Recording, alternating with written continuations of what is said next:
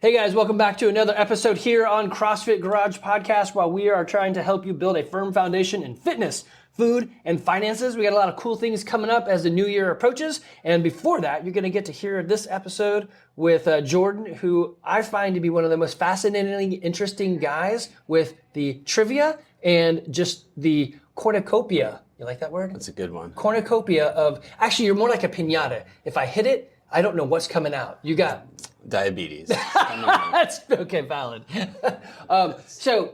Jordan is here with us. He has been a member ever since his wife drug him into the gym. Yeah. That's valid? I think that's true for a lot of men.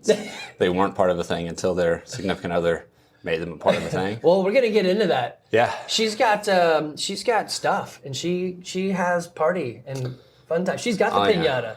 Yeah, she fills up schedules and they're with new people all the time. That's good. And every person's our new best friend. So this podcast is also going to be reintroducing the tangent, and I'm not going to be ashamed. So today, put on your thinking caps and get loaded up with caffeine, because we're going to go in all sorts of directions. I'm going to let Jordan go wild. We do a D&D night, which also is a board game night, which I had to skip because of soccer. But you had said something on the text line. You're like, oh, I got a other board game night, and you about threw David Wallace a coronary. He's like, you have other friends? And this is your wife overscheduling? Go, no, Jamie? So this was from when we had the invite a friend week here, and Michelle, who goes here, brought Vincent, and Vincent is a little bit interested in board games and D&D, and David was there, and you were there, and we just started free associating, and I think he, out of pity, said, okay, just give me your number. So I got the number, and then we texted him, and he's like, yeah, we'll meet you. And Jamie was like, I met all these other people who said they might want to come. So we're like, we'll just invite everybody. Probably only 3 people will show up. But instead, everybody showed up. So we had like 8 people last night. Dang, that's awesome. Yeah. Yeah. There were too many people for board games, so we just had to play catchphrase and Cards Against Humanity type thing. It works fine, because normally you just bullshit around and talk about whatever. Yeah. So in a large group like that, I have tried, and it's unsuccessful. I'll say, okay, we did the same thing. Hey, let's invite a bunch of people, we'll do some board games. Thinking, I don't know, like 4 or 5 people come over, and you get like 10. And you're like, huh, okay, so we're gonna play different games. Right. And there's always like, I guess the FOMO, like, oh wait, they're playing Catan. I should probably be playing that. And then they're like, well, they're playing Seven Wonders. Maybe I should have played that. And you're like, just relax. You have to reach there's a critical number of people where it becomes unfun until you get more people. So if you have more than 5 people, you can't play all the games like Catan and the fun, interesting like worker placement games that people are like, oh, I love playing games. Like, oh, Monopoly? Well, you better only have 4 people. That's right. Otherwise you can't. So once you get 5 people, you're like, well, shit, now we have to play boring games, but there's not enough people to play the really fun games. So then you have to hit 8 people, and you're like, oh, now it's fun. So you have to, there's a point where you invite too few people or too many. So last night I worked out. So you mentioned a game I've never heard of, Catan. Now I've heard of Catan. Is that similar? Yeah, I think it's one of those caramel things. Are you sure? Pretty sure. I don't know. Mine has an expanded edition, so I can play with extra people. Does Catan have the ability to do that? Oh, you can. I think the balancing of the game. We actually played with more people than were recommended one time, and somebody was just stuck doing nothing for 2.5 hours, and instead of restarting, we're like, well, yeah, you're just that sucks for you. That has happened. We've been nailed in the corner. You're like, well, I didn't mean for that to happen. Then your whole game's over. Yeah. Yeah. Well, you could be nice and reset it, but you didn't. No. It is interesting. So this podcast, fitness, food, and finances. The more board games you play, the smarter you get. The fitter you are, the better at board games you can be. So this is part of it. And I will say that actually, having a good social group is actually part of it. They'd say that the group of people who live the longest, the things that push you even further to the top. So the Six Sigma, or whatever, way out to the edge of the bell-shaped curve, is how are your relationships? Which I find that funny, that it's like it's important, but not really, until you get to the end with all your other good things that you're doing. Then it's actually the most important. Pushes you over there. So having board game night or D&D night or whatever is an opportunity to hang out. And I've always been, in the time that I've known you guys, it's been, it tickles me, which is probably not a word people use anymore in this context, but you guys are really good about inviting and like, hey, let's do. And in my life, like my kids are in high school, and they're like, Dad, well, 2 are in college, 2 are in high school. They're like, Dad, not many people really like invite people to do things. I'm like, yeah, or you could just be the person that does it. Right. So in my life, I've always been the person that throws out, hey, I got this weird thing I'm doing. Y'all want to, like, we're all going streaking. Right. Everybody, Yeah. join me. So you guys do a great job with that, and you're persistent, which I love. Yeah, I think we don't get embarrassed easily. We got embarrassed enough earlier in life, and we had times where people just wouldn't show up, or they showed up and it was clear they didn't want to do what we wanted to do. So we've already You got through it all. failed as much as you can fail. That's good. So the only way is up. Yeah. Yeah, and then, so I love that. So you guys open your house, bring strangers. Actually, we're not strangers. We're gym people. So if you're at the gym right Former now, strangers. yeah, and you are into board games, or I think you might be. We have noodled an idea. This is going to be new to you, actually. So David Wallace noodled an idea. He's like, hey, what if we did a gym board game night at Reformation Brewery? Right, yeah, I remember him saying that. Yeah, so it's not brand new to you. I'm like, oh, that's good, because we could house it somewhere else, and you could drink as much as you want. Like, not that you couldn't do that anyway. But they used to have board game night there, so they would be probably into it. And I think let's do it. It's probably better for some people who are only teasing with the idea, because if you're having to commit to, I'm going to go over to a new person's house, and then you're like, oh, I don't like this. It could be weird. How do you smoothly exit? Whereas if you're at Reformation, you can just be like, did they disappear into the darkness? Yeah, Oh, they did. Yeah, where'd they go? They told Right. me Or you can be like, oh, my kid's dying at home. I got to leave. And you don't have to ask somebody else to move their car. So True. Of course, I did that at your house. I knew I only had a certain amount of time, so I parked backwards, knowing that I was going to go. Pulled through the lawn. That was good. Yeah, and then I think David was DMing. He went to the bathroom. Like, I think now's a great time. I know I need to get out, but I'll just do it here. Yeah. And then he came back and he's like, dude. It's the Irish goodbye. So mean. I'm going to come over and beat him. He's actually pretty big. He could probably beat me up multiple times over. He's probably like the nicest guy in the world. Oh, man, dude. Yeah, he's so nice. Yeah. So if you're interested in board big. game night, and again, we're going to keep tangenting. We got so many things to cover here. You guys will get to know Jordan, and you think you may get to know him fully, but it's just like it's like parfait or an onion. It's just one layer. There's more layers. There's so rotten many fruit layers at the bottom. Is it rotten? It's rotten compost. fruit. Yeah. It's compost. It's good. We're going to turn it into something good. Black gold. So how did you guys end up here in Woodstock? I actually know the story, but yeah, so we're both from Georgia, but we moved around because we, for my job, we were in Georgia for a long time, and we had kids, and they were getting older, and Jamie was starting to worry that the school system here in Georgia sucked. So we found a state with better schools, and as soon as we moved to North Carolina, they ranked 49th in the country. And so then we moved to a different part of North Carolina, worked there for 8 years, and then we decided we were too far away from everybody. The work schedule up there was terrible, and the amenities around us were non-existent. Like if you wanted to go do anything, Jamie likes being part of a theater, she'd have to drive like an hour and a half one way and then back. For work, one way was 50 minutes. So we just moved here, and Walmart's 4 minutes away, and we got like 5 theaters that she can go to and be a part of. wait, So in downtown Woodstock? she does go to downtown. I mean, Woodstock. in Woodstock, it sounds like it's more like the Woodstock of fitness. There's like nothing to do out here. It's gun racks, pickup trucks, gun racks, and rednecks. That's what people said from 20 years ago. Oh yeah, this is where we came from, was Appalachia, where it was just like you described, and now it's we feel kind of posh being around here. Everything's really upscale. So I don't know if I knew this about your origin story, that you guys actually were both from here before, so you're just moving back. Yeah, Maybe I didn't know that. I'm from Rome, Georgia, and Jamie's down south of Atlanta, Brooks, Georgia, which has 37 people, somewhere in between Peachtree City and Griffin. There's like 8,000 cows and 5,000 horses, 37 people. Interesting. And So you became the vet, not her, because I would Right. maybe think that she should. I think she got her fill of animals early on. Okay. So she came from rural as you can be, and then we went to slightly less rural, and I think her trajectory and mine is moving closer to where there's people, especially because Jamie really loves being around people, and I'm warming to the idea of being around more people. You're just gonna be in the right environment. Yeah. It's the same with me. Like I Right. actually am an introvert, which like your wife is like, no, you are not. I totally am an introvert. I just have worked on 50 years of not being an introvert. Right. But she said like, well, you're here at my house where I'm super comfortable playing games that I like doing. Right. So it's like, of course I can be. Or at the gym. People have to tolerate your brand of introversion. Well, that's true. And so in Franklin, North Carolina, with a very small population where we were, like you can you can try your personality around the group of people, and if you fail, that's it. Right. Like here, you can go fishing and be like, well, I'm going to try it with these people. Oh, they didn't like that. I'm going to go over here across the street. There's plenty more people you can try out. So there's more opportunities to fail and succeed here with. And if you fail forward, like. that's the way to go. It's like my dad jokes, right? That's right. We had Jeffany, or become Jeffany. apparent, yeah. We had Jim and Stephanie, not Jeffany. I just shipped their names. Bush. They were old members. They're original members from like 2013. Not old. They're not old. And so they're in class on Monday, and I'm of course throwing out all my dad jokes, and they're just laughing them up. And two of the other guys are rolling their eyes. They're like, yeah, like CJ's like, this is like the 9th time he's told this joke. I'm like, yeah, but it's new material to them. Right. And it's still funny. He's like, it's like mildly funny. Yeah.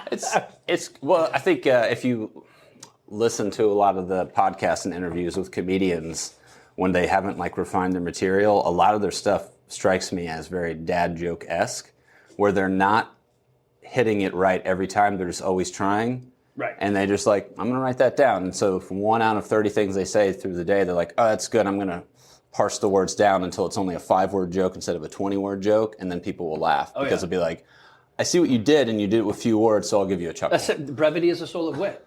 Yeah. So we're actually having that conversation with the Evie right now. So in high school or middle school, the easiest jokes are like just gutter jokes. Mm-hmm. Like, yeah, but to tell a good joke that requires somebody to think about it and they laugh like 10 minutes later, like that is like a subtle and is really hard to do. So she has been working out, like, so like we'll do, I ever showed you the thing where you put your hands out and your thumbs down, then you go boop and your thumbs go up. I show you that with your kids. I haven't showed you that. So it's a magic trick. Well, it's not right. It's a magic trick you do with your hands. And there's, look over here at the bird while I switch my hands. And so I'm showing Evie how to do that because she really likes that joke. I said, it's in the delivery. You have to like have a good obfuscation. You have to. And so she is learning like she told me a joke she said the other day. She's like, nobody laughed at it. And I was dying laughing. I'm like, yeah, your friends are too stupid. Right. It's just going to take some time. But to cultivate that, I think it's like it's a good port. You left it on in the cask for 20 years. Well, everybody wants to laugh at the gross joke and the gutter joke, but after you're 12, you're not allowed to. Well, that's true. And so the way the jokes work now is you have to give the illusion of maybe I'm talking about something gross so that they get to the gross part in their mind. On their own. And so they're allowed to be gross inside their head and laugh. And so you have to like get beyond it. You have to be the carrier agent of being a gross human being, because inside of all of us, we're gross. That's true. We're just trying to spiral up, fail forward. So, you'll be happy to know you're not here yet, but at 50, they unlock that door so you can just be gross again. Oh, yeah. So you can, people are like, he's just old and he's just gross. You can call everybody sweetie and honey. Oh, yeah. You're just allowed, like, he's got enough gray hair, it's fine. But at school the other day, one of the kids got, bless your heart. Oh, yeah. it's not like, a compliment. Dad, no, so they blessed your heart, and the kid's like, thank you. And I was like, no, it's not. So if you're down here in the South, bless your heart, it's kind of like, it's a curse on you. That's the first time I heard that. I was 19, and it was a lady who brought her dog in, and I was working as a person just restraining dogs at the time, and it was the first time I heard somebody in a really Southern accent say, "Oh, bless his heart," and it stuck with me, and I realized that it's because the dog was really dumb and kept getting injured and having all these problems and eating all the wrong things. And it wasn't until later that day someone was like, "Oh, she meant the dog's really stupid." I was like, "Oh, I thought she just really felt bad for the dog." No, it's both. It's like, yes to both. Yeah, like, you're helpless. Yeah, you can't fix stupid. So, okay, this is a good tangent. You just said I restrained dogs. So let's back that up. So you didn't go to the park and just jump on animals and restrain them. No. So you made your way into the world of veterinarianism and ism. Oh yeah. Because you love children, right? Oh, that's how it works. No. Have you ever heard that song? No. It's because I'm a blonde. She's like, she goes, I'll remember this award for as long as I can. And then she said, I want to become a veterinarian because I love children. Great. I'll have to find it. Yeah. I'll link it in the show notes if I can find it, but it's pretty funny. What happened is I was in school and was good at science and liked history.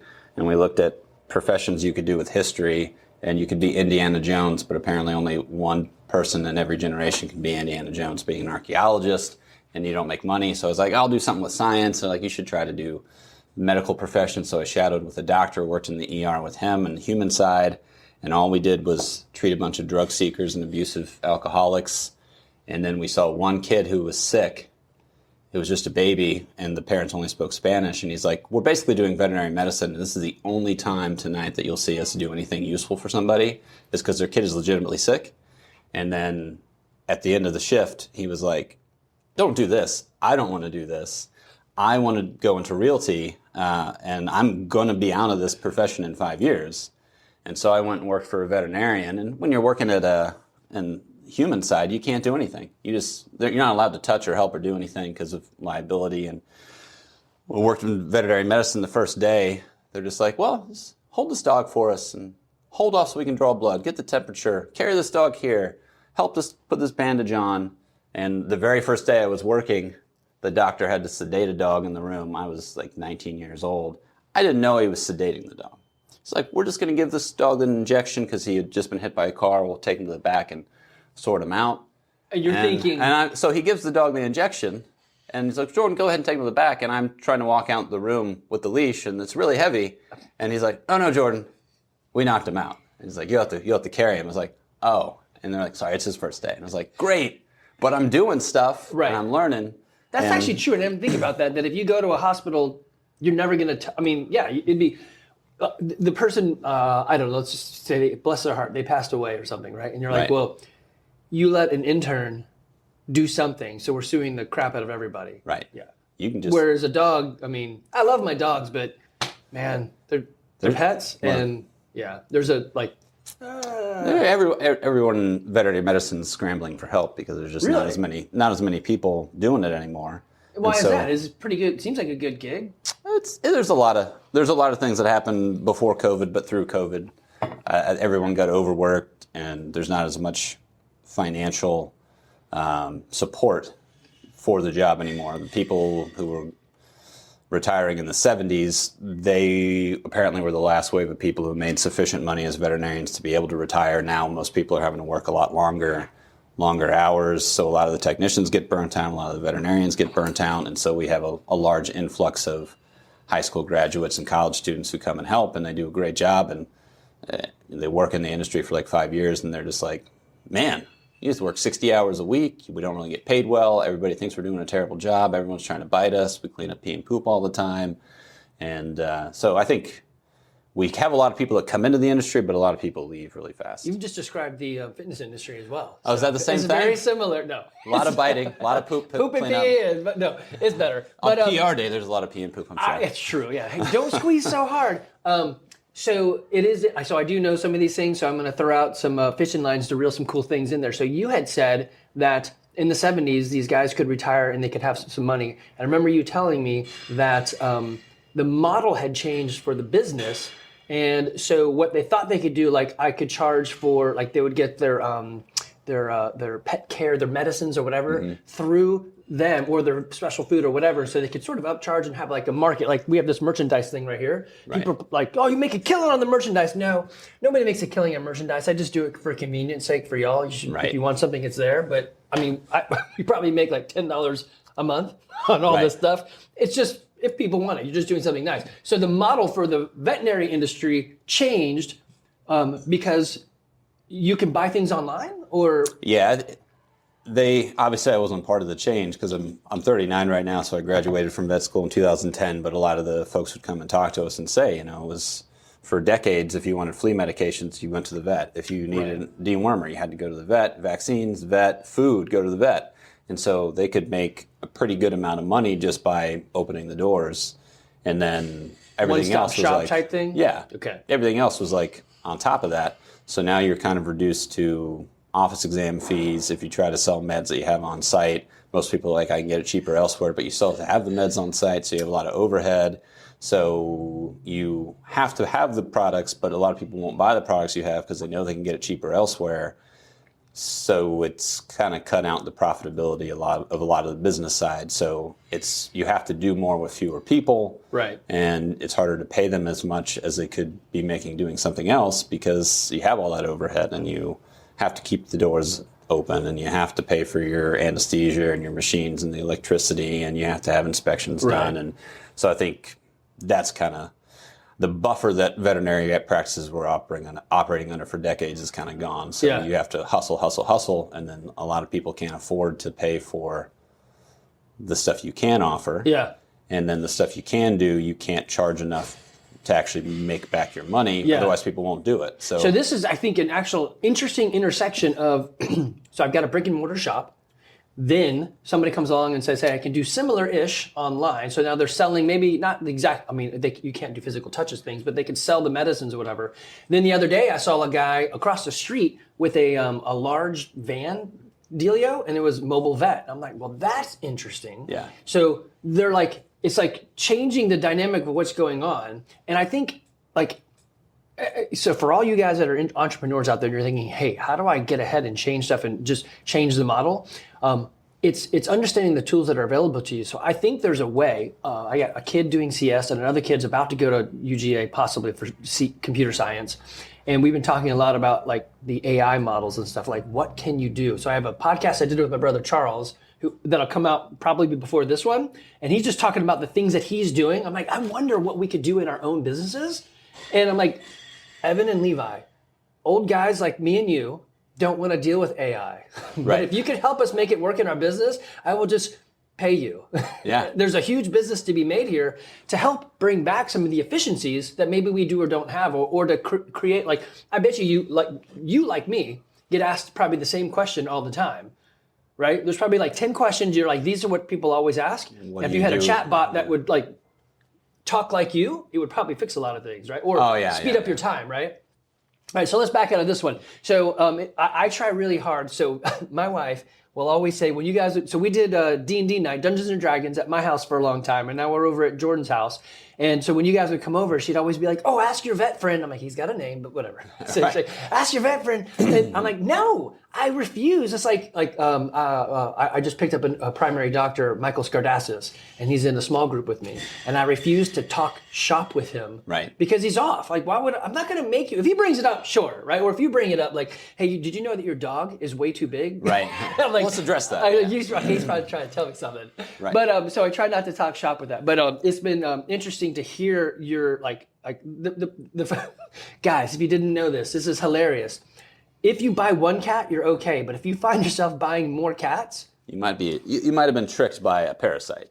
And this is verifiable, right? Yeah. Well, so listen to this. This is I told you it'd be tangents, but this is one of my favorite. Jordan knows things about things. So tell us about what happens when you buy one cat. So if you buy a cat, most people just get cats because they're low maintenance, and everyone was told back in the 80s you can go on 2 weeks of vacation at a time, just leave out 2 weeks of food, they won't overeat, they'll do fine, which isn't true. You can't do that? That's not true. They'll eat as much as they want to eat all day, and they'll become diabetic, and your male cats will get urinary obstructions, and they'll get arthritic and have heart problems. So we were lied to. 1 in 10 cats might be dainty on the food side. But so same thing for humans. You cannot do that as a human either. Right. So you can't free weirdly, range. The lessons from animals to humans can be somewhat... Right. So they... ultimately, there was a discussion about a parasite that cats get called Toxoplasma gondii, which is a... I'm going to type that out in the show notes. No, I will not. Toxoplasma gondii. Most people just say it's toxo. So it's a protozoal parasite similar to Giardia, but it operates differently. But cats will get it from hunting. Sometimes dogs will get it from rooting around in the environment, but they say that that's a different species now. But they can both get toxo. But when cats get toxo, they normally get it from eating rats and mice. And then they'll poop out the parasite for a brief period of time after they first contract it. And if you clean up their litter boxes and then it gets inside your system, which is why they warn pregnant women not to clean litter boxes in case they get toxo because it can cause birth defects. But if you get the parasite, it can go to your brain. And they found that rats that have toxo operate abnormally, where normally rats like to hide and go along crevices and cracks and stay hidden. They'll instead crawl out in the middle of the room so that the cat can easily see them, so the cat will eat it and complete the life cycle of the toxo. So humans that get toxo, there's a correlation of people who have more than 3 cats tend to more often test positive for toxo than people who have fewer than 3 cats. So they think that, anecdotally, that people who have cats and get toxo from their cats are tricked into wanting more cats. And that is a beautiful thing. And we all know that a cat only wants to be pet about 10% of the time. Yeah. So really, you need about 14 cats so that at any given moment you can pet some sort of cat and get the pleasure. Right. So it actually sort of works itself out. Right. You get all the cat you want, and they get all the human they want. Everyone's happy. Okay. So you guys, so you're in Rome. Jamie is in East Bumble. Yeah. And so you guys picked Woodstock. And so what was the reason that you guys decided, hey, let's do Woodstock? It's kind of right in the middle of my family and hers, and then my childhood friends from 5th grade and 9th grade still live here, and we were still staying in touch and driving back and forth, and they would drive 8 hours to see us sometimes when we lived on the coast, so we would drive 8 hours to see them. And so we were like, why don't we just move close to the people that we see most often?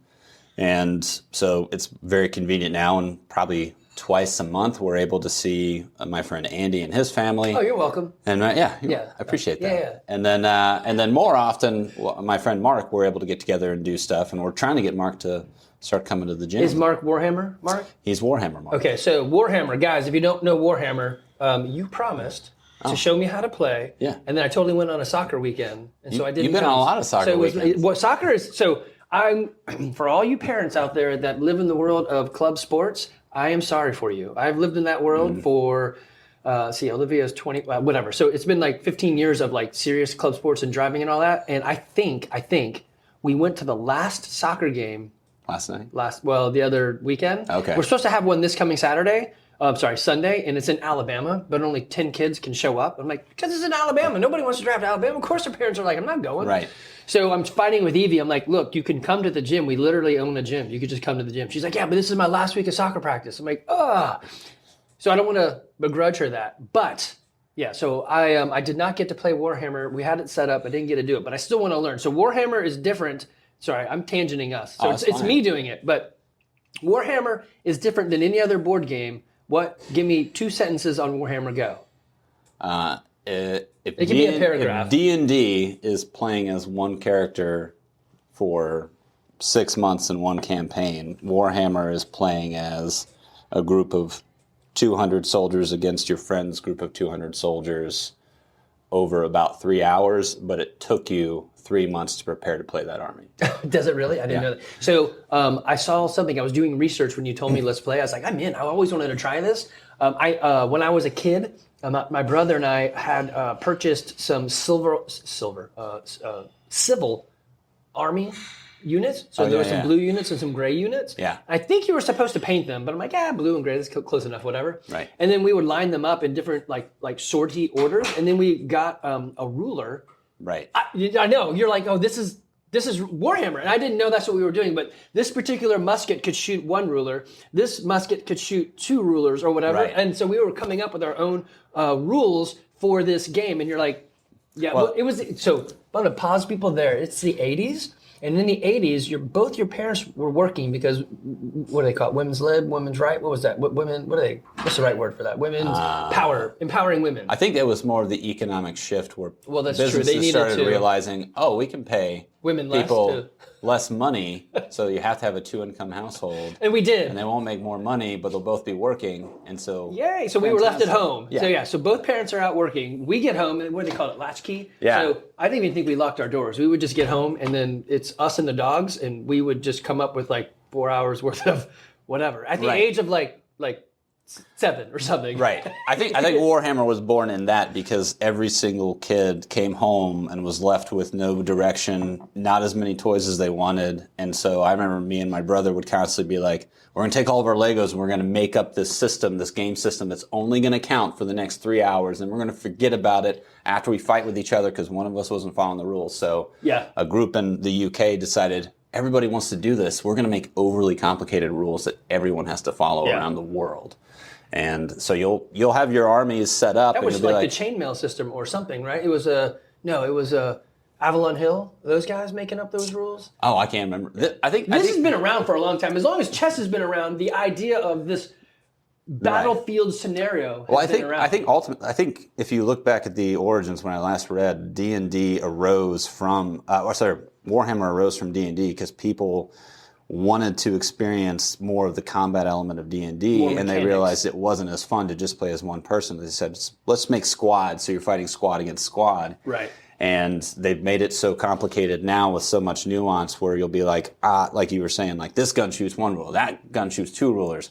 Here's my squad, it's going to shoot at your squad. But you're not allowed to measure before you declare the attack. So you're like, I'm going to shoot, and then you measure, and you're like, well, you didn't make it, Oh, man, depending I on didn't the know that. format Yeah, you're that's playing. tough. And then you'll be like, well, my guys are an inch higher than your guys, and they're partially covered by a bush, and your guys are sneezing, so that means you get to roll one fewer die. They get to roll an extra die on defense, and you're just like, what the fuck? Yeah. And that's why it's 3 months of prep. But you can't read enough to know that the person you're playing against isn't lying to you. Yeah, yeah. So you have to trust the person that they know how to play their army, and they have to trust you that Okay. you're not lying about your army.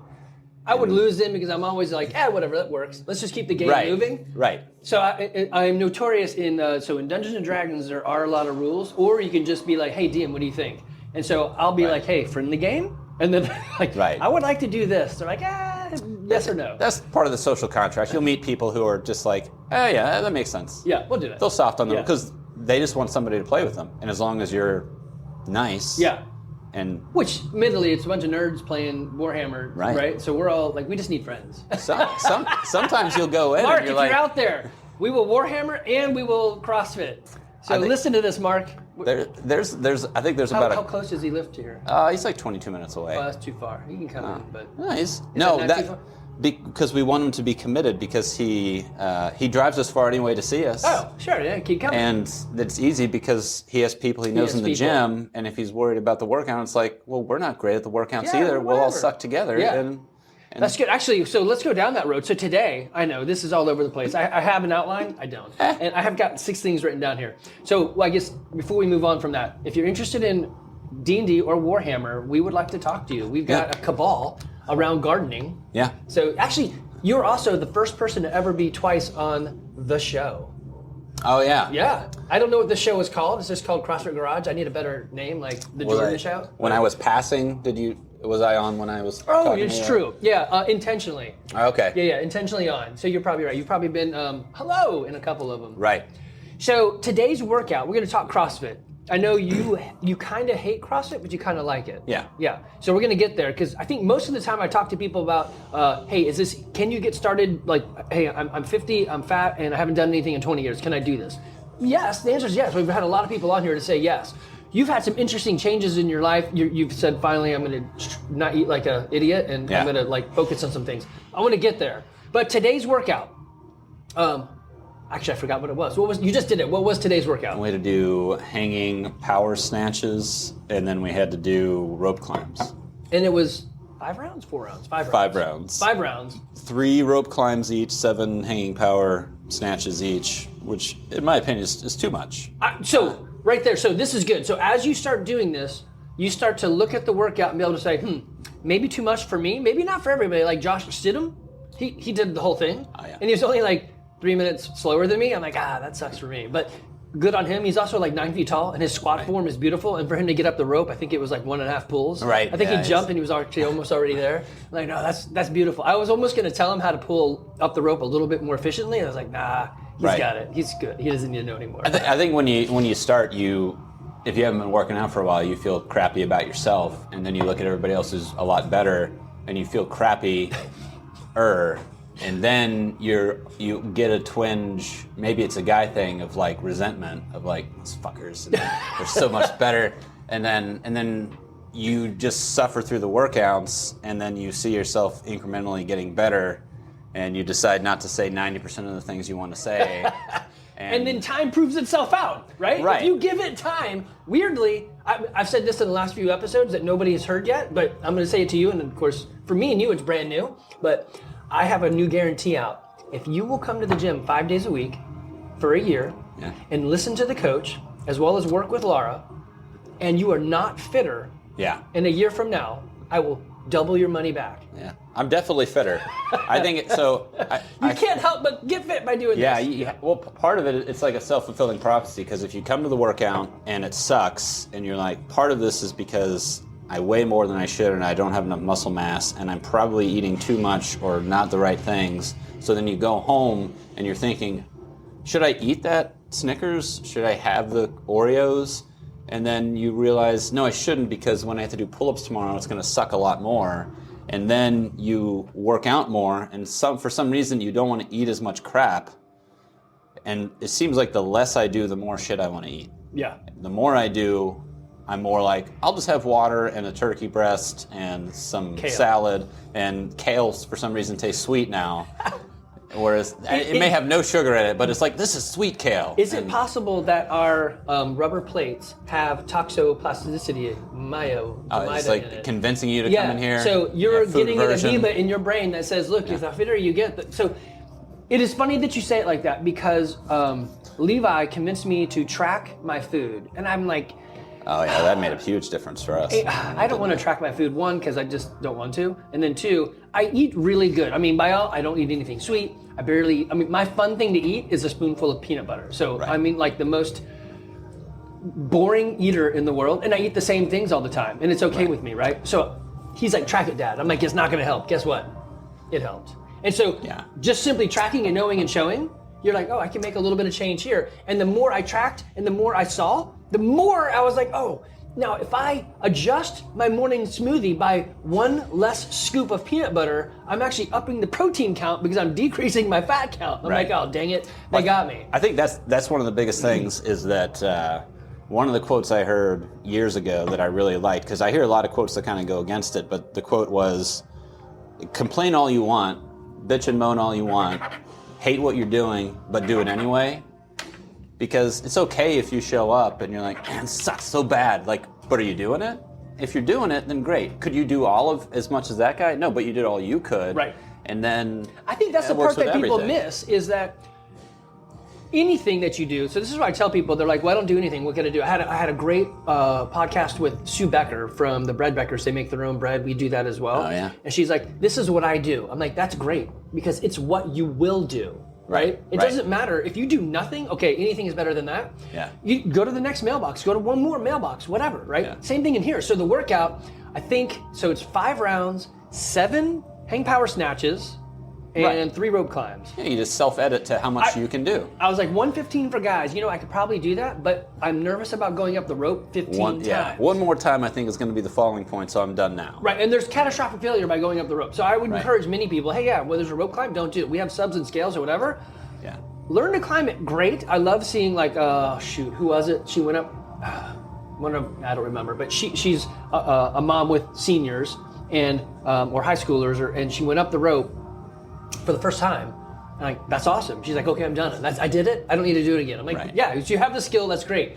So I changed the workout. I was like, you know what I'm going to do? I'm going to do lighter weight, because we did bench press a couple weeks ago, and my shoulder still bothers me. I don't know why. Bench press and I don't get along.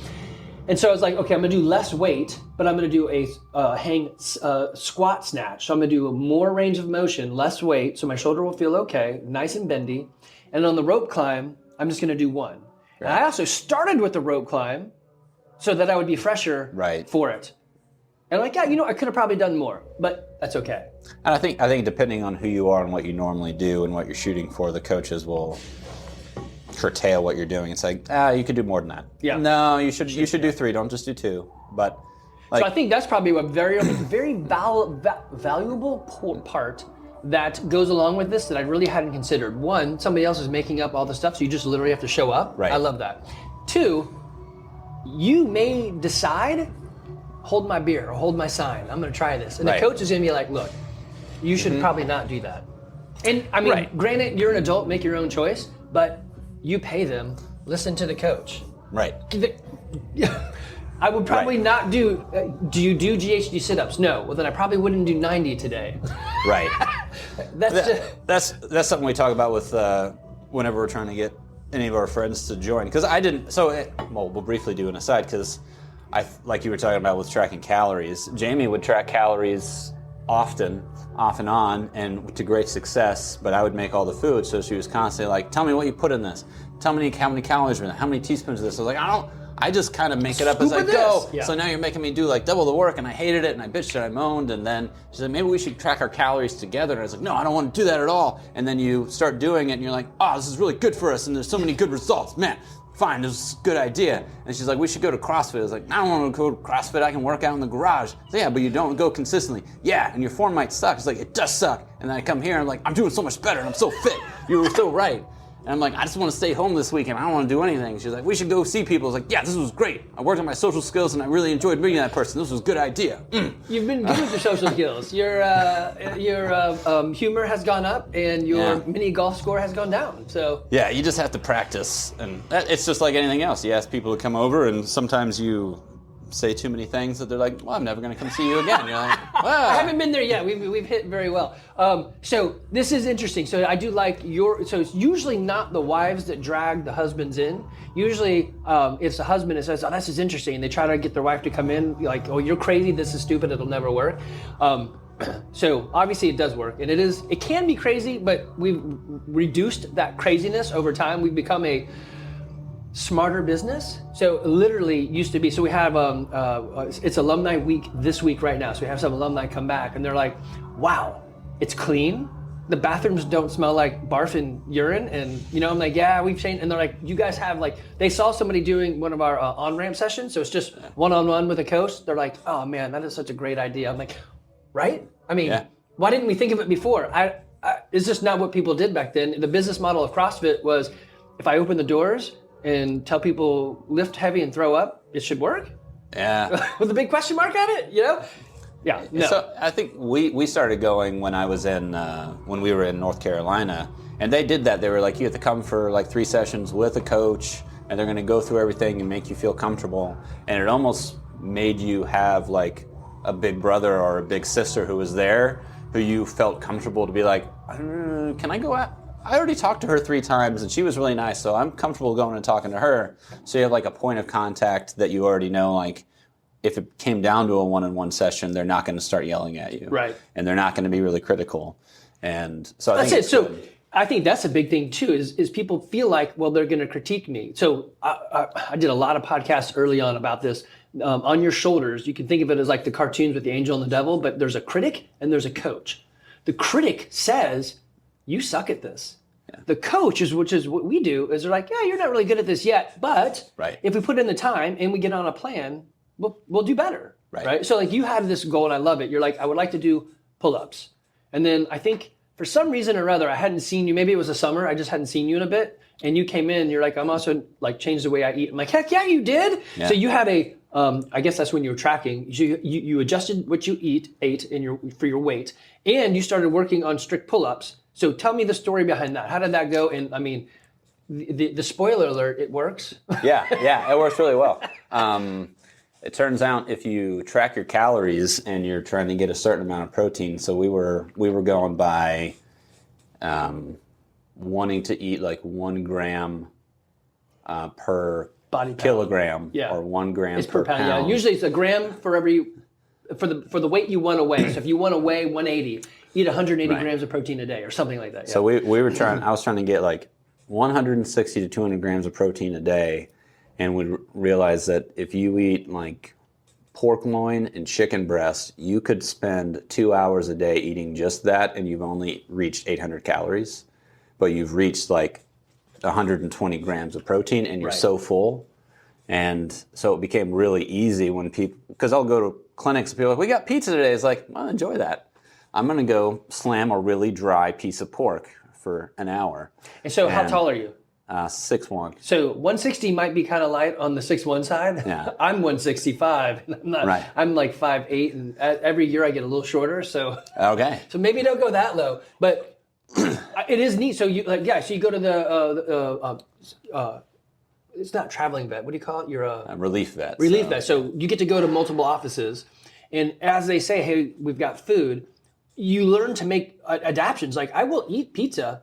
I'll just take the cheese off with the sauce and leave the bread. Yeah. I'm like, I'll just eat this for now. But I usually carry around, have you gotten to the point where you carry around like snacks with you? Like I have peanut butter and almond butter in little packets that I can I have a large cooler bag that I carry around that my wife's embarrassed that I carry, even though she doesn't have to see me carry it. She started it. So you can't be embarrassed with my progress. I just carry around a bunch of chicken and pork and vegetables that I've cooked, and with a freezer pack in there, and then when I'm hungry, I'll reach in there. But I normally only eat at lunchtime. Like I'll have a scoop of peanut butter in the morning, water, coffee, and then go and wait until lunchtime, and then I eat.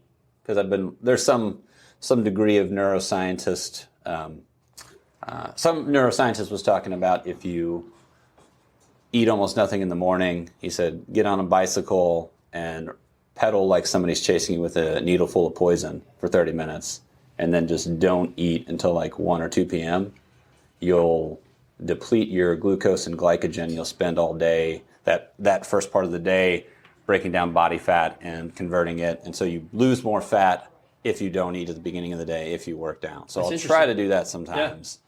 Yeah. So here's the good thing about these plans. I mean, there's probably a person who says the exact opposite. Oh, yeah. Whatever. Pick something that works for you, and if you'll follow it, right. It's a lot of times it's calorie restriction, and satiation. Like if you're only trying to eat bread, you're gonna have to eat a lot of bread, right? But if you eat chicken breast, it's just going to fill you up more, right? Because it's nutrient dense. We also know we tend to eat a lot after dinner. And so if we ate almost nothing until dinner, you get your calories. Like, okay, is that the best time of day to eat them? No, but it's better than having eaten 3,000 calories today. That's very true. So. Yeah, so typically, I weirdly, I get a lot of questions about health and fitness. Unbelievable. Yeah, and so I usually start with, well, it depends. And people will hate that. I'm like, but there's not really a right answer. It's like, like my brother, he's like, I would love to come to the gym. I'm like, awesome. He's like, I just have a hard time finding the time. I'm like, well, you could literally wake up at a normal time. So he's a computer science guy. He works out of the house. And so he can, wake up, start breakfast, and he's like at the office in 0.2 seconds, right? Right. Which lends itself to, well, I'll just wake up a few minutes before I need to like be really awake or whatever, right? So whatever time that is. But we have a 5 a.m. class. 6 a.m. class, 7:30 a.m. class, right? All of those are before normal wake-up times. And so it just becomes, and he's not alone. I mean, even I'm like this, like today, because of the time change, it's 6 a.m. I woke up, but it was 5 a.m. I'm like, son of a gun. Yeah. And so I was like, whatever, I'll just go to the 6 a.m. class. But I meant to come work out with you to do this afterwards. Right. But I was like, I'm up. What am I going to do, right? So you get to, whatever it is that will help you move in, and the obstacles that are in your way, move those aside. Try something, right? Get on a plan. If somebody says, hey, this can possibly work, give it a shot. I'm okay with that. And then journal it. Like, it is evidence. When you walked in, I'm like, hey, dude, you look like you've lost some weight. And you're like, yes, I have. I have. Yeah, and it feels good. And then you did some pull-ups. You're like, you just did like 10 straight pull-ups, which was your goal. You're like, I know. Well, it's easier when you lose weight. Like, right. Well, everything's true. easier with 20 fewer pounds. Yeah. But you found something and you stuck to a thing that then works for you. I don't like to eat in the morning. Hey, great. Don't. Find one that says, hey, you don't have to eat in the morning. Right. And sometimes the things you think you're going to like and miss, you actually prefer your life without them. Because I grew up playing a lot of video games, and I know for a fact, and Jamie's going to listen and be like, I told him.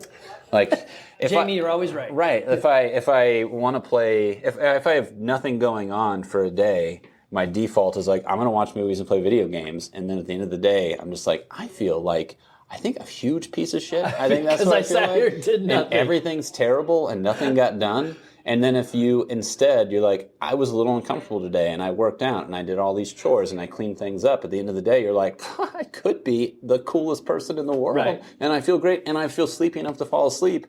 And you're like, I like how I feel now. I wouldn't have known this is what I wanted to do to get here.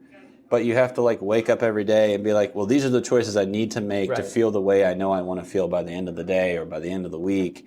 And did you journal any of that, or did you like just keep a check in your head like, hey, I like... We would tabulate things down in the, when we were tracking calories, we would do other things as far as I would keeping track of imagine our Jamie's activity. big into journaling. She likes calendaring, scheduling, and writing everything down. Yeah. And I don't know how technology works most of the time. So I like a piece of paper and a pen and a pencil. And if I get texted something, I'm like, that is so inconvenient. Yeah. So if you are under the age of 15, a pencil is a device that actually has what they call lead, but it's not. It's graphite. It's always been graphite too. And, yeah, it's no, never and been you lead. can use it to, with your fingers, you can actually use the written language and put it on a piece of tree, which they call paper. I can write it, but I can only sometimes read what I write. And you got Dr. Scratch. I have to try really hard Like if I have to write 3 sentences consecutively, you can read the first word and then it trails off really poorly. Yeah. It's like a cursive print hybrid. Well, yeah, because right, cursive, you're going to use this forever. Like, no. Right. When do you? Yeah. I would see my dad because he was a human doctor, and he would Mel Thomas. I like the differentiator there. Thank you. It's good to know. Well, they actually, when you're in vet school, they had a big thing about how offensive is this that there's a pet doctor Barbie. It's like there's a word for that, It could be veterinarian Barbie, It's not like she is still just Dr. Barbie. Like veterinarians are, you're She's Dr. had more Barbie. professions than any other personality ever. She likes to go to school. She likes to get plenty of degrees. She's also like 200 years old. So. I think she seems like she pays attention to calories and working out as well. That design. So another tangent here. My kids got me into, I watched I love cartoons. Right. And it was a good excuse having kids to get to watch cartoons. But one of the best shows I have ever seen that I enjoy are the Barbie DVDs, so the movies like Princess and the Pauper, or Princess and the Dance, something, I forgot what it's called. Princess and the Frog? Or? No, well, it's a takeoff of Prince and the Pauper, but it's a Barbie thing. And so at the end of it, they've got outtakes that they obviously digitally did because. I know what you're talking about. Yeah. And then the other one we got on was Barbie Life in the Dreamhouse. So it's her in that Dreamhousey thing. I'm like, these are hilarious, and I'm laughing, and their kids are like, I'm not really sure what the joke was. I'm like, I know, right, and that's great. Jillian would watch that, and then Jake would roll and be like, "What is this bullshit?" And he would sit and watch, and I'm making food, like, "What? It's actually not bad." Yeah, that and what was the other really good one we enjoyed? Phineas and Ferb. So those are some good, funny ones. But in January. We are going, so when 2024 rolls around, January said, whatever, I've got a couple things that I'm going to throw out to people to try. If you're at the gym, do it if you want to, or even if you're not at the gym. You don't have to. I never force anyone. Well, I sometimes force people to do stuff. But it'll be like in January for 2 weeks, we're going to, and I'm going to get it backwards. I have it written down on a piece of paper at my house, but it's like track your food for 2 weeks. Yeah. Got it. And then February, we're going to do, there's something else for 2 weeks. I forgot what it was. Like, it's get 50 grams of protein in before lunch. Yeah. Right? Something like that. Right? I know you probably wouldn't do that because you don't eat before lunch, but maybe at lunch, eat your 50 grams. Yeah. So protein is hard to get into your life if you don't start like I start right in the morning, 2 raw eggs. I get protein. Got it. Yeah. Right? And then I think in March is something else, but I'm also going to do, and this is a kind of a tangent to another question I got here, is I want everybody to think about being an active participant in the food they eat. So, at the very minimum, go to Home Depot, buy a tomato plant for, would it be March or April, one of those, and just put it in your house, water it, grow something. Yeah.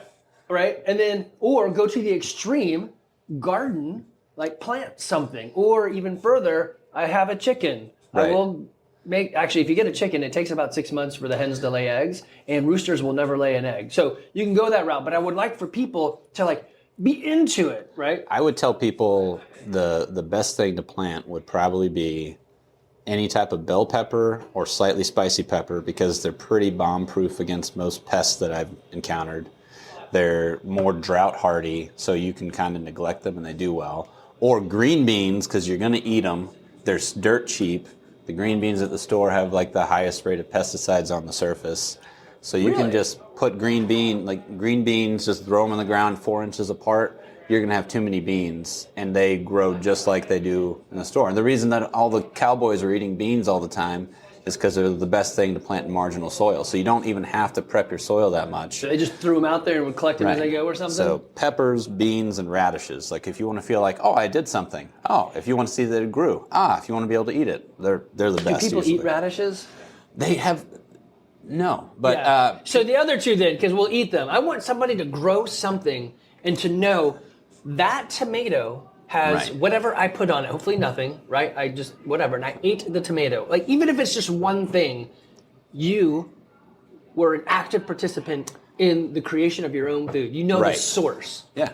I think and then maybe go the next step further and okay, let's go to the, Woodstock has a farmer's market every other Saturday or something. I don't remember when, but they've got something. Yeah. And there's other local growers. There's a guy out here that you could buy a cow from. I couldn't put it in my refrigerator, but if we went in together as a gym, Could we split up like 4 cows amongst 100 people? Right. Probably. You have to watch out for the people selling pies, though, because some of them are just going to Ingles and buying the dollar pies and then selling them for $10. They just change the label. Is that at the farmer's market they're doing that? I don't know if it's this one, but at some farmers markets, that's all they do, is they just, oh, it's an artisanal pumpkin pie. They will totally pay me extra. How did you for make this. pumpkin pie? It is the middle of June. They These have were a greenhouse. These were canned pumpkins. There you go. From, That's it. Canned. Yeah. from last autumn. Like, you got me. Have you I ever can't done any prove. canning? Yes, I did. I did briefly 3 years ago, and it's fun, but it's a lot of work. And Jamie didn't care to do it, and so it was like it's a one-person hobby, and it's a lot to do. Yeah. If you're the only person doing it, and you're the only person who cares about it, so it just wasn't sustainable. Whereas if Jamie likes to do CrossFit, well, we can do that together. Yeah. She likes tracking I do like that, calories, having so. a hobby or a habit or whatever that I can like group into. Right. I had some Mormon friends. That's how I went canning. Right. Well, they have to. They have to have their a thing. bunkers. Yeah, I love their. What is it? 1 year of food, 1 year of water in your basement. I mean, talk about having good insurance. You lose your job, whatever. We can eat. Right. That'll be fine. Yeah. So everybody should probably do that, although nobody really ever does that. Yeah, and that was what was surprising with the pandemic, where it was like everyone's 3 days away from having no food in the grocery store, and like, how much food do you have at home? And it's like, well, we tend to have a lot of food that are dry goods that we could fall back on, but even that, like, maybe it'll last 3 weeks. Right. Well. So if you don't know how to, Do you know how to cook human? you eventually go crazy, but.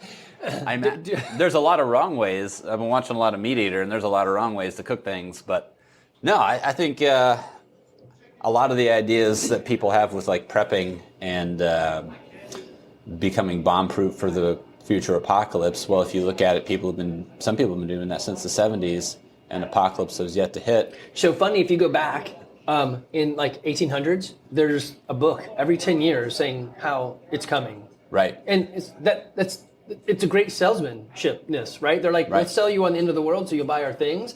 And I love the idea of being prepared and ready and whatever. But, and actually, did it come out? I should have 1 or 2 podcasts that have already come out. Well, before this one comes out for sure, but they might have already come out. And it's like preparing for disaster. Right. The most likely disaster for you to prepare for is you lost your job. Right. That's a disaster. That's what you prepare for. You know what you don't prepare for? The meteor hitting the U.S. Because guess what happens? You die. Right. Just don't prepare for that. Just, I'll get them, whatever. Yeah. We're just gonna... I think if you look at things like the Depression and the downturns in the economy and like World War I and World War II and how countries had to scramble, and even in the U.S. during World War II, well, people were having to grow more food and scrounge because of rationing, and all the best food went across overseas.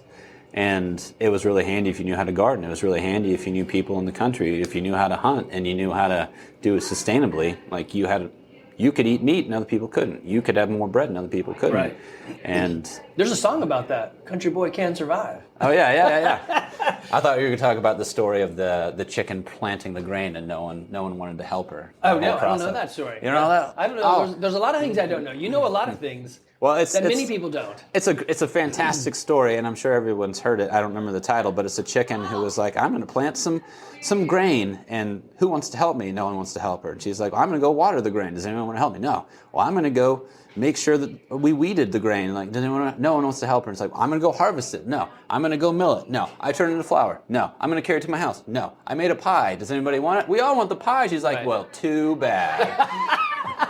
That is exactly. So it is funny if you have that stuff ahead of time, then you're just preparing. But it becomes the time you're a hoarder. You're like, no, I was just being smart. But so if you know a little bit about how to, one, it's good just for resiliency. Hey, I can make my own food. But two, like we have chickens that we have to harvest, and the roosters, they get too aggressive with the ladies when it comes like February, March, and so I got to get rid of roosters. Right. I know how. I mean, I have come up with a process now. I can take a rooster down in 30 minutes and get it into a crock pot. Yeah. And nobody in my family wants to eat it because they're all free range. But my dogs love it. So I'm like, whatever. It's a day's worth of dog food I didn't buy. Or 2 days. Yeah, that's what I think. Like if you become good at it and you're like, well, I didn't have to spend $1,200 that I otherwise would have had to spend this year. and I was outside doing stuff, and I learned stuff. So next year I might be able to grow $2,000 worth of food. Right. So you're slowly getting better. But that's kind of the human story of like how did we used to be so good at farming?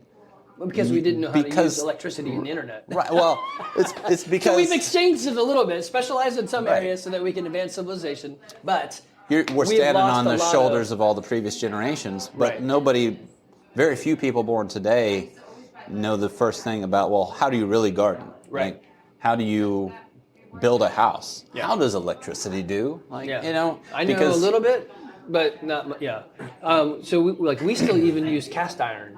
Oh, yeah. And people like, wait, what's a cast iron? Why would you use... Keeps you from being anemic. Yeah, there you go. That's right. Puts iron into my soul. Okay, let me back way up. I wrote this down, and that's right. You guys are on the podcast a teeny bit because we heard you, just a little tiny bit. I don't know. Oh. Yeah, Paul, he's got some interesting stuff going on. So you can't hear it, but Coach Jamie, this is the closest she'll ever get to being on the podcast. No, I'll do it. Sam, we've got to do one as well. Okay. Yeah, okay. So Bye, girl. you had said this a long time ago, and I think this is, I wrote it down, I'm tangent, going way back. You have friends getting into the idea of veterinarians because he wants to get into real estate. So I've told people this for a while. Get a job that will pay you money so you can do the thing you want to do and use that. Like my daughter said, or one of my kids said, I would like to go right into real estate. I'm like, you can, but what money are you going to use? They're like, well, that's true. I'm like, yeah, so go get a thing that allows you to have an income, live on 70% of that income, save the other, and then invest it, right? And then you're on your road. So find the thing, whatever it is. If it's easy, then people won't pay you much for it, right? Right. If you can make, I love the niche you've made. Hey, I am a traveling, it's not relief veterinarian. Yeah. Yeah, so I get to go where when people are like, I have had enough of this or I need a break, you're like, I'm in. And so there's probably a premium to that. But I mean, there's also, there's always like goods and bads to all of those things.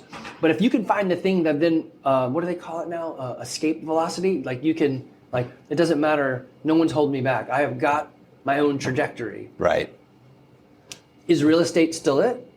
I don't know. I mean, back when I read Robert Kiyosaki's book, I'm like, hey, any idiot can do this. And I am an idiot. So I'm in. Hold my beer. Yeah, I think months ago you were talking about speculatively buying real estate in ball ground because it would be the next area that would be developed as Atlanta slowly overtakes Georgia. Yeah. And but what part? Yeah. And do you develop it? And do you want to have it be tracts of land for commercial, industrial, residential? I would like it to be huge tracts of land. I got you. Yeah. That's Robin Hood Men in Tights. Is it? That's huge tracts of land. I think that's Robin Hood Men in Tights. I think it is, yeah. We're men. Good time. We're men in tights. Yeah. She had huge tracts of, So, guys, we got a couple of people in here that are going down that real estate track. We also have a lot of people in here, weirdly, that are entrepreneurs of some degree. I mean, your job is entrepreneurial. Your wife just started her own business doing therapy therapy business. A lot of telehealth. It is if you're that type of person, you're here in Woodstock, then you're going to love us. I'm going to hit a few questions here, and we'll wrap you up. Well, that sounded weird. I'm going to wrap you up in cuddles. Okay, so let's see. We already talked about some of those. So give me this. What was your first job ever? I worked at Chick-fil-A in Rome, Georgia, at the Dwarf House. So that's the one where they have a sit-down part that you can eat at, too. And I worked in the back, and I worked on the grill and breaded a lot of chicken, and I got a name tag that said Imperial Breader, but everybody thought it said Imperial Breeder. And then, well, and if you bred chicken, that could be different. It could be like you could be crossing their genes to bread. I bred or past just tense. Having sex with poultry. Or it could be that too. I don't know what it is. So that's a good place to get started. Chick-fil-A's usually got a good thing going on. And I still eat there, so they did a good job. They made you a lifetime member. Yeah. What is something that you learned from your parents or grandparents that you find super valuable now? Usually it's that you have to shut up and do work. And you have, when you're a kid, your job is doing your homework and doing your chores. And then once you hit 15, you better be learning how to drive. And once you hit 16, you got to go and start learning what it's like to work. And then you have to have a trajectory once you get out of school. Like, are you going to do a trade? Are you going to do college? Make that life plan. So yours is, they taught me to plan it out. My granddad, he was a corpsman in World War II, and he was in the Pacific Theater. And so most of his advice, he always seemed a little like, yeah, so life is just, you don't know. You're going to just be working. So anything you'd say, like, I'm excited about this, he'd be like, it's good to be excited. I remember there was a guy who used to be excited about something. You know what he was doing? He was sewing people's legs back on. And like, okay, so a lot of work's coming up. He's like, a lot of work's coming up, buddy. I'm like, I'm 8. That is also a different generation. My grandfather flew P-38s in the African Italy theater. Yeah, and the Lightning. Yeah, that's right. Those are cool. Lightning. Yeah, I've got a picture up of, well, I doubt it's his, but it's a couple of them in formation. It's pretty cool. They're cool planes. So what? I already did that one too. They shot down Admiral Yamamoto. Those were the planes that shot him down. Yeah. Yeah, it's a They had found out where he was going to be flying, doing a patrol of all the still-controlled Japanese islands. So they sent a group, and we shot him down. That was the mastermind of the Pearl Harbor attack. Did he he live died. through it? Or? He died. He died right there. Yeah. So one thing I know about an air battle is dump your fuel before you engage. Oh yeah. I don't know. I guess that's what does. It's always a fun image to see them all in formation. They drop all the fuel tanks on the old piston engine planes, and there's like, yeah, they go down. So that's another thing. We didn't get into this, but Jordan knows a lot of war facts, and it's always fun to hear those stories. I can see sometimes you must have told the story because Jamie will roll her eyes at you as you tell us the stories. That could be any story. She's like, I've heard this before, but no, it's fascinating to me. And then I ask too many questions, and Jonathan's over there going, seriously, I'm here to like roll some dice. Yeah, let's do this. I want to rob some pockets and stab some people. That's right. What is something, if anything, that CrossFit has been allowed you to like bring back in your life or do in your life, or maybe an adventure to go on, or is there anything like you feel like, hey, this has just been helpful in my overall health and fitness? So you don't get winded walking upstairs anymore, which is nice. You can carry all the groceries from your car in one trip. And what man does not want to make just the one trip? Right. Yeah. It's ideal. It's a perfect life now. And now we're actually signing up to do races and more. We're doing a 5K this weekend. We did not an adventure race, but the obstacle course race, and we're signing up for more. And so it's making us kind of remember what it was like to compete in middle school and high school. I'm like, oh, that was good because we actually were fit back then and we could move in certain ways. It's like, oh, we can do that again. Still, yeah. And so I'm going to put a plug in there for the adventure race. We've got the Swamp Fox just north of South Carolina. Oh, north of South Carolina, that sounds weird. Just north of Charleston in South Carolina in March. It's flat.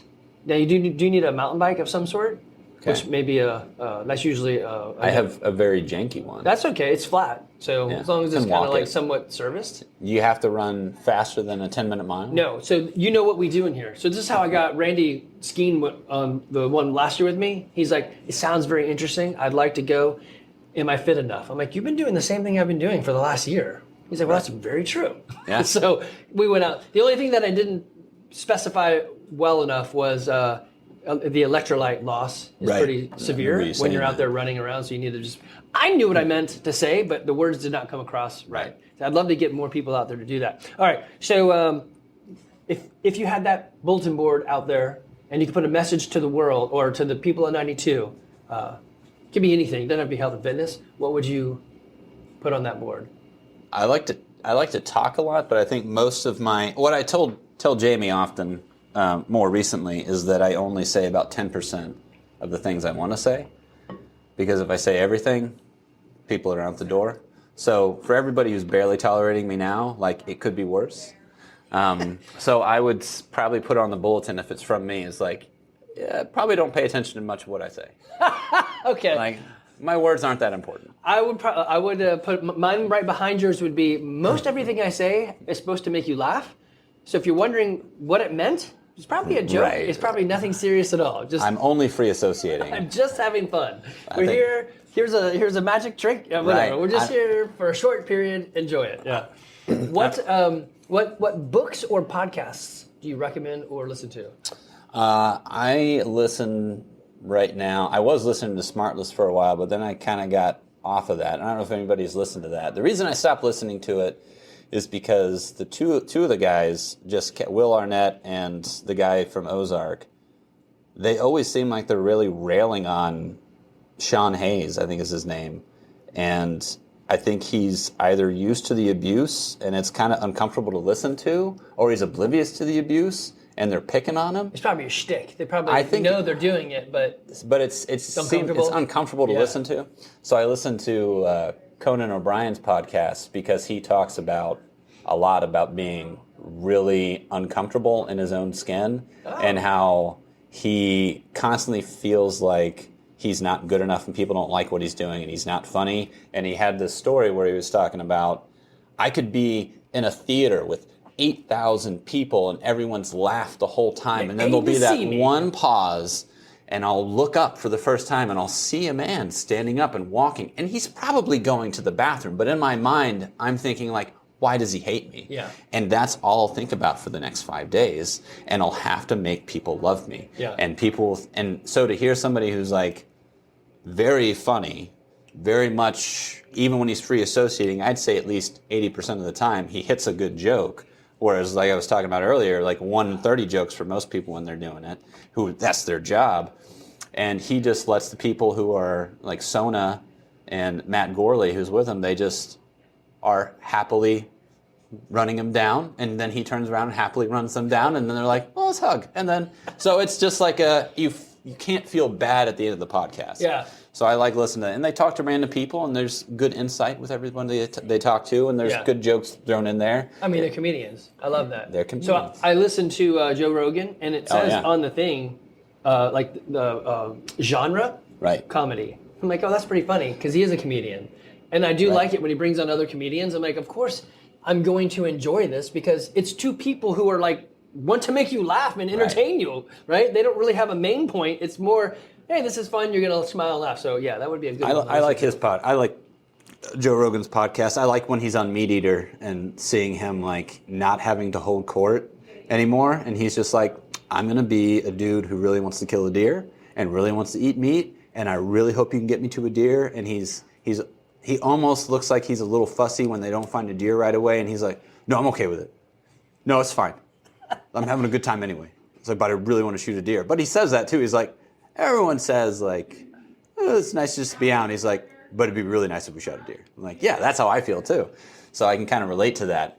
But he's being a comedian who's outside of his element. He's going out hunting and watching it. It's enjoyable. Yeah, it's pretty funny. I'm not as much of a fan on MMA stuff. It does make me kind of want to try it, but I've got too many achy joints to go down that road, but I think. Joe Rogan even talks about it, because he'll say, like, people ask, like, could you take this guy in a fight? He's like, I'm not gonna fight at this point because I'll break. Like, if I could definitely do damage, but if he dinged me one good time, like, it could be irreversible damage, and it's irresponsible at this age for me to do that. And I think there's a lot of 20-year-olds who it's probably irresponsible for them to be doing it at their age, but they're probably more likely to still be okay at the end of it. But then you look at some of the old stories about prize fighters back in the day before they had gloves, and you're like, there weren't as many deaths back then. Yeah. It's because people weren't punching in the face, but then you'd have a match that would go 28 rounds. Right. And they're just doing body shots. And well, I think we've also changed the physique of some of those people. I mean, like Mike Tyson's punch. Oh, yeah. I mean, it was literally registered as a lethal weapon. Yeah. He went to jail for punching. I mean, that's just crazy, right? It is kind of funny to watch kids like. So there's always a point when the son looks at the dad and is like, I can take you. Yeah. So when we were kids, my brother said that to my dad. I don't remember how old we were. I guess we were both home, so it's high school-ish. And my dad was cooking pancakes, and he just turns around laughing. He's like, what? And so Charlie walked up next to him, and without warning, without missing a step, he just like knife punched him right in the solar plexus, and Charlie dropped like a rock. And I'm like, wow, do not mess with the janky old man who has tricks, right? Yeah. So now my kids, especially Levi, he's bulking up. He's doing, eating all this protein and doing hypertrophy and all that. So every once in a while, he'll like start like sizing me up. I just put up the index finger. I'm like, you just need to be ready for this to tickle your tonsils the hard way. Right. He's like, yeah, I'm not ready for any of that. I'm like, I will cheat. That's Jamie's dad, Mark. He's a very fit, thin. He's a little bit older gentleman now, but I tell Jake, my son, all the time, like, he's probably the strongest guy you've ever been around, and you don't even realize it, because he's working with steel and welding and cutting and carrying these awkwardly rolling 200-pound drive shafts all day, and he's been doing similar work since he was 18. And if you just shake his hand, yeah, it's going and to can hurt. you feel your fingers anymore? Like, no, you can't. Does his arm look gigantic? No, but his tendons and have ligaments. calluses, yeah.